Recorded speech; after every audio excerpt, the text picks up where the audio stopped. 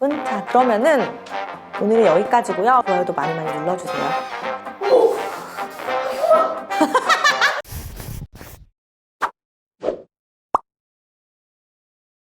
네, 안녕하세요. 에디터 M입니다. 여러분, 오늘은 사진 천재도 아니고 에디터 M도 아니라 약간 미디어 스타트업을 횟수로 5년차 운영하고 있는 디에디트의 대표로서 오늘 이렇게 카메라 앞에 섰어요. 좀 오늘은 약간 진지하게 댐 이런 거 하지 말고 정말 각 잡고 5년 차야?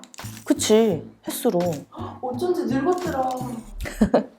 여러분, 저는 이렇게 사실은 기사도 쓰고 사진 촬영도 하고 영상 출연도 이렇게 해야 하고 막 정산도 해야 되고 매일 업무에다가 매일매일 미팅 있고 그러니까 할 일이 너무 많거든요. 이렇게 많은 일들을 어떻게 하면 이렇게 한정된 시간 안에서 처리할 수 있을지 제가 지키고 있는 5가지 원칙과 유용한 전자기기 그리고 앱을 한번 오늘 소개해 보려고 해요. 첫 번째, 아무리 작은 일이라도 일단 생각나는 건 모두 적는다. 이게 꼭 대표가 아니더라도 회사 생활을 하다 보면 막 일하고 있는데 갑자기 저기서 팀장님이 뭐 시키고 막 부장님이 뭐 시키고 막 업체에서 갑자기 메일 날아오고 정신이 없잖아요. 이게 약간 사회생활 하기 전에는 내 상상 속에서는 A를 하고 그 다음에 B를 한 다음에 이걸 싹 마무리하고 C를 해야지 약간 이렇게 순서대로 해야지 하고 생각은 하는데 실제로는 막 A를 하고 있는데 갑자기 저기서 X 처리해야 된다고 막 소리 지르고 이렇게 C 하면서도 B도 막 동시에 처리해야 되는 게 이 직장인의 현실이란 말이에요. 업무를 정리하는 방식에는 되게 여러 가지가 있거든요.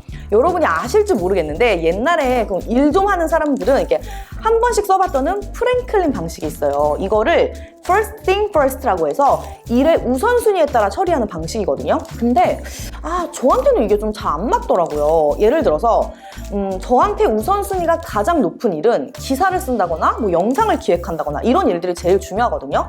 근데 이게 문제가 있어. 중요하고 우선순위가 높은 일들은 시간을 무한대로 잡아먹는 일이 되게 많더라고요. 그리고 이렇게 우선순위가 높은 일들이 또 문제가 뭔지 알아요? 하기가 싫어요. 그러니까 자꾸 그거 하다가 딴짓하고 그럼 어떻게 되는지 알아요? 이 일이 유독 안 되는 날이 있거든요. 그런 날은 그거 하루 종일 붙들고 있다가 결국 못 끝내고 퇴근하는 거지. 그러면은 이런 생각이 들어요. 나는 쓰레기다. 그래서 저는 할 수 있는 일을 되도록 빠르게 처리해버리는 걸 추천합니다.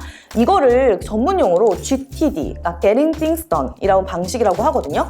그러니까 예를 들면 막 메일 답변하기, 경아미한테 메일 답변하라고 시키기, 뭐 점심 메뉴 정하기 이렇게 정말 막 이런 것까지 적어야 돼? 막 이런 진짜 사소한 일들 있죠.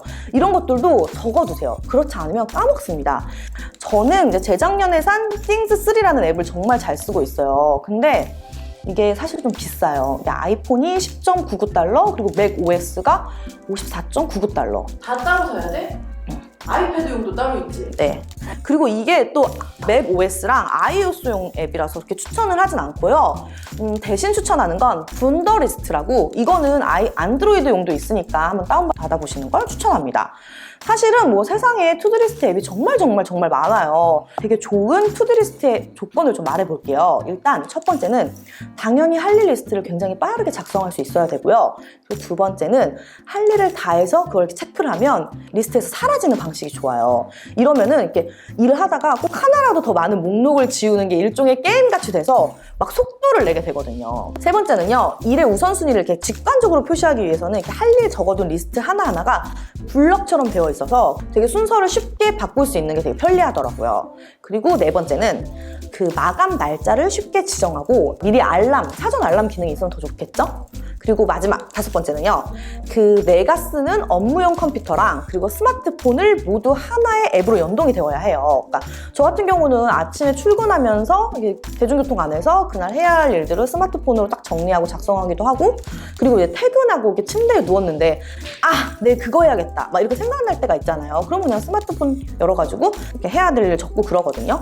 그러니까 폰을 통해서 언제나 적을 수 있어야 한다는 게 되게 중요합니다. 이 5가지 제가 말씀드린 5가지 조건을 잘 생각하셔서 자신에게 제일 잘 맞는 투두리스트 앱을 잘 찾아보세요. 두 번째, 5분 안에 해치울 수 있는 일을 빠르게 처리하고 돌아보지 않는다. 이 두 번째 원칙은 첫 번째랑도 연관이 되어 있는 건데요. 일단은 기계처럼 어떤 할 일이 생각나면 아무 생각하지 말고 투두리스트 앱에 아까 말한 것처럼 적으세요. 그리고 그 일을 이렇게 가만히 노려보는 거예요. 약간의 뭐랄까 기싸움? 이 일이 얼마나 걸릴지를 가늠해보는 거지.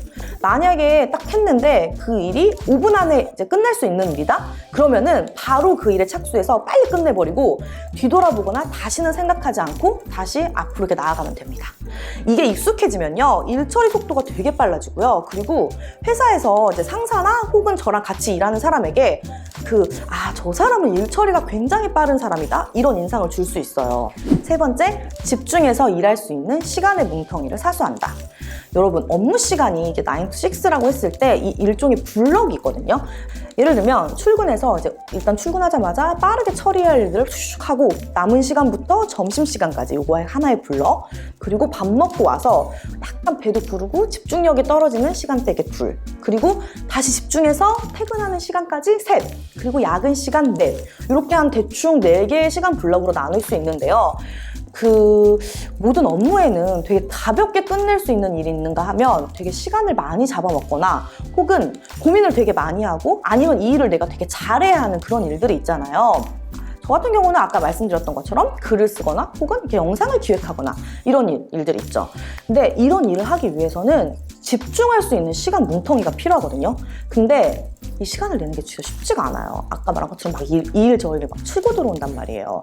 특히 저처럼 되게 부산스럽고 막 요란스럽고 막 그런 에디터 H를 옆자리에 둔 사람은 더 이런 시간을 내기가 쉽지가 않죠. 나 그런 말 처음 들어. 여러분, 한번 여러분이 회사 생활을 할 때 잘 생각해 보세요. 잘 상상을 해보시는 거지. 그리고 아까 말한 그 시간의 블록들 중에서 그나마 사람들의 방해를 가장 덜 받는 시간대가 언제인지 한번 생각해 보시는 거예요. 되도록 야근 말고 그 업무 시간 중에. 그리고 그 시간대에는 무조건 가장 중요한 일을 할 수 있도록 세팅을 해두는 거죠. 이럴 때 저는 노이즈 캔슬링 헤드폰을 정말 잘 쓰고 있어요. 저 같은 경우는 비츠 스튜디오 3 와이어리스 이걸 쓰고요. 최근에 에디터 H 같은 경우는 비츠 솔로 프로를 쓰고 있거든요. 그러니까 이게 업무를 하다가 이걸 딱 노이즈 캔슬링 헤드폰을 낀다는 건 야, 나 지금 집중하고 있으니까 방해하지 마. 약간 일종의 이런 사인이거든요. 일반적인 사무실에서는 솔직히 이 노이즈 캔슬링 헤드폰 막 이런 걸 끼고 있기가 좀 부담스러울 수도 있고 혹은 이런 걸 끼면 상사가 부르는 소리나 뭐 전화를 놓칠 일도 있잖아요. 에어팟 프로를 뭐 한쪽만 끼는 거 이런 것도 나쁘지 않은 것 같아요. 아니면은 직원들한테 어떤 시간대에는 방해를 좀 덜 해달라 뭐 이런 표시를 일종의 약간 약속 같은 걸 해주는 것도 나쁘지 않습니다. 네 번째, 메일에 대한 답변은 시간을 정해두고 한다. 오는 전화나 문자, 카톡은 뭐 안 받을 수는 없잖아요. 보긴 해야 되는데 그 중에서도 이메일이 그나마 내가 가장 확실하게 컨트롤할 수 있는 연락수단이라고 생각하거든요.